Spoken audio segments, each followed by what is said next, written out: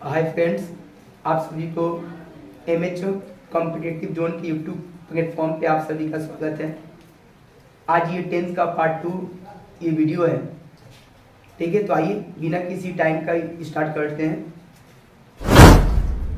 जैसा कि आप सभी को प्रीवियस डे में आपने पढ़ा, इसमें 2 टेंसेस मैंने पढ़ाया था। एक आपके साथ था प्रेजेंट इंडेफिनिट और सेकेंड आपका था प्रेजेंट कॉन्टिन्यूअस। ठीक है फ्रेंड, आज ये प्रेजेंट कॉन्टिन्यूअस और प्रेजेंट परफेक्ट मैंने पीछे की वीडियो में मैंने पढ़ा था। आज ये सेकेंड, ये प्रेजेंट का ही थर्ड पार्ट, टेंस का थर्ड पार्ट है। ऐसे तो वीडियो सेकेंड पार्ट है जिसका नाम है present perfect tense. Present perfect tense.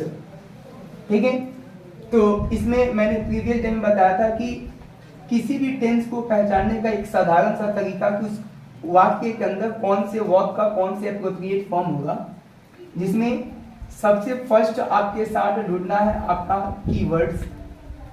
ठीक है, और सेकंड कीवर्ड्स के आधार पे ही, कीवर्ड्स के बेस पे ही आपका एप्रोप्रिएट वर्ब का फॉर्म आपको देखना है। ठीक है दोस्तों, आपका एप्रोप्रिएट वर्ब फॉर्म आपको यहाँ पे ध्यान से देखिएगा। ठीक है, इसी के बेस पे वाक्य को बनाइएगा। ठीक है, तो इसमें कुछ कीवर्ड्स आपके साथ आते हैं और ये कीवर्ड्स क्या है तो ध्यान से समझिएगा। ये कीवर्ड्स आपके साथ आ जाएगा, ये कीवर्ड्स आपके साथ आ जाएगा जस्ट। ठीक है, जस्ट के जस्ट बाद आपके साथ आ जाएगा जस्ट नाउ। ठीक है, इसमें कीवर्ड आपके साथ आ जाएगा और ये है आपका रिसेंटली। ठीक है, इसमें आपके साथ कुछ इस टाइप के कीवर्ड्स आ जाएंगे। ठीक है, इसके साथ साथ इसमें आपके साथ येट भी आ जाएंगे। ठीक है, इसमें आपका एक और भी कीवर्ड्स है जिसका नाम है सोफा है। ठीक है दोस्तों, ये आपका रहा कीवर्ड्स। जब भी किसी सेंटेंस के अंदर यदि ये कीवर्ड आपको दिख रहा है तो टेंस के अकॉर्डिंग इस वाक्य के अंदर याद रखिएगा, या तो है आएगा या तो है जाएगा, इसके जस्ट बाद वर्ब का थर्ड फॉर्म आएगा। ठीक है दोस्तों, अब देखिएगा, अब यहाँ पे इसका थोड़ा सा सीक्वेंशियल पोजीशन को देख लेते हैं, इसका जगह वाक्य के अंदर कहाँ होता है। तो जैसे याद रखिएगा, इसका जस्ट की बात किया जाए तो ये जस्ट का प्रयोग, और इसमें ये जस्ट का प्रयोग सबसे फर्स्ट में कि इसका यूज जो होता है ये आपका एचबी के बाद, ध्यान से समझिएगा, और मेन वर्ब से बिफोर। ठीक है, साथ ही साथ ये जस्ट जो है ये आपका अफर्मेटिव सेंटेंस के अंदर आता है। इसमें आता है affirmative sentence of present, affirmative sentence of present perfect. ठीक है दोस्तों, दूसरा इसमें आपका फर्स्ट ये है, सेकंड ये आपके साथ जस्ट नाउ है। जस्ट नाउ है, जस्ट नाउ का प्रयोग हम कहाँ करते हैं तो याद रखिएगा, end of sentence, end of sentence. साथ ही साथ ये भी वाक्य के अंदर कहीं ना कहीं आपका अफर्मेटिव सेंटेंस के अंदर ही यूज होता है। ठीक है, affirmative sentence of present perfect tense. ठीक है, अब यहाँ पे आपका चौथा यूज आइएगा तो याद रखिएगा, इसमें जो जस्ट का जहां पर यूज होगा वहीं पे आपका इसका भी यूज सेम टू सेम आपका यही यूज होगा। बस अंतर एक है कि इसका प्रयोग भी अफर्मेटिव में होता है, इसका भी प्रयोग अफर्मेटिव में होता है। जहां यूज इसका होगा यही यूज इसका भी होगा। ठीक है, अब आते हैं यहाँ पे रिसेंटली का प्रयोग। तो याद रखिएगा, इसका भी प्रयोग आपका कहीं ना कहीं कहाँ होता है जहां जस्ट नाउ का यूज होता है। ठीक है, साथ ही साथ सो फार का भी यूज आपका यही होता है। ये तीनों आपका एक समान है। ठीक है दोस्तों, यहाँ पे येट की बात करते हैं। यहाँ पे येट की बात किया जाए तो ये येट जो है, ये येट का प्रयोग वाक्य के अंदर कहाँ होता है तो एंड ऑफ सेंटेंस। कहाँ होता है बाबू, एंड ऑफ सेंटेंस। साथ ही साथ इट जो है ये नेगेटिव सेंटेंस के अंदर आता है। कहा आता है? Negative sentence of present perfect tense. ठीक है, ये क्या होता है? Negative sentence of present perfect. यानी प्रेजेंट परफेक्ट मतलब क्या होता है? नेगेटिव का अर्थ क्या होता है कि जब भी किसी वाक्य के अंदर इट आएगा तो उसमें या तो हैजंट आएगा या तो हैवंट आएगा और जस्ट इसके बाद वर्ब का थर्ड फॉर्म आएगा। आई थिंक ये जितने भी टॉपिक्स आपको बताए हैं ये समझ में आ गया होगा। इसी के बेस पे कुछ क्वेश्चन को प्रैक्टिस किया जाएगा और उन प्रैक्टिस के तौर पे अपने जितनी भी ये ज्ञान है इस ज्ञान को वहां पे अप्लाई किया जाएगा ताकि ये क्वेश्चन को आसानी से बनाया जा सके। ठीक है दोस्तों, तो आइए ये जो कीवर्ड्स हैं इन्हीं कीवर्ड्स के आधार पे हम कुछ क्वेश्चन को प्रैक्टिस करते हैं। जैसे कि क्वेश्चन आपका इसमें दिया गया है और ये आपका क्वेश्चन है, ये देखिएगा यहाँ पे क्वेश्चन नंबर ये आपका 12 है। चूंकि मैंने प्रीवियस के वीडियो में 11 क्वेश्चन तक मैंने डिसाइड किया था, इस वाली डिस्कशन किया था। ठीक है, तो इसमें है जैसे I dash show many places so far. Option A में आपके साथ दिया है और ये ऑप्शन दिया है ट्रेवल। ऑप्शन बी में आपके साथ दिया है और ये ऑप्शन बी में है आपका हैव ट्रेवल, ऑप्शन ट्रेवल्ड और ऑप्शन सी में आपका दिया है, याद रखिएगा ये आपका ट्रेवल्स हो जाएगा। ठीक है, और ऑप्शन डी में दिया है आपका, ऑप्शन डी में दिया है इन ट्रैवलिंग। ठीक है, तो देखिएगा इसमें कीवर्ड्स आपका सो फार के जैसे ही आपको दिखेगा तो कुछ नहीं ढूंढना है, हैव हैज विथ थ्री। इसमें हैव हैज विथ थ्री कहाँ है? तो मात्र एक है तो ऑप्शन नंबर बी हो जाएगा, बाकी का ये आपका हट जाएगा। ठीक है, अब आते हैं क्वेश्चन नंबर जो है आपका नेक्स्ट 13। ठीक है, इसमें आपका है ही डैश जस्ट नाउ। तो इसमें ऑप्शन ए में दिया है आपका, यहाँ पे ऑप्शन ए में दिया है अराइव, ऑप्शन बी में दिया है आपका अराइव्स, ऑप्शन सी में दिया है आपका अराइव्ड और यहाँ पे ऑप्शन डी में दिया है आपके साथ हैज अराइव्ड। देखिएगा इसमें कीवर्ड क्या है? जस्ट देखते हुए हैव हैज।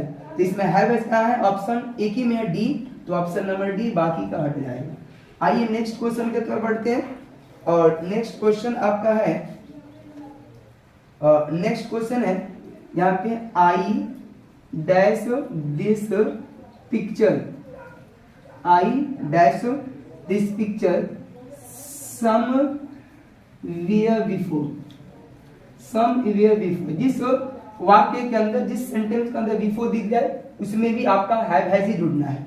ठीक है, तो ऑप्शन ए में दिया है आपका सा, ऑप्शन बी में दिया है आपका यहाँ पे विल सीन, ऑप्शन सी में दिया है यहाँ पे हैव सीन और ऑप्शन डी में आपका दिया है एम सीन।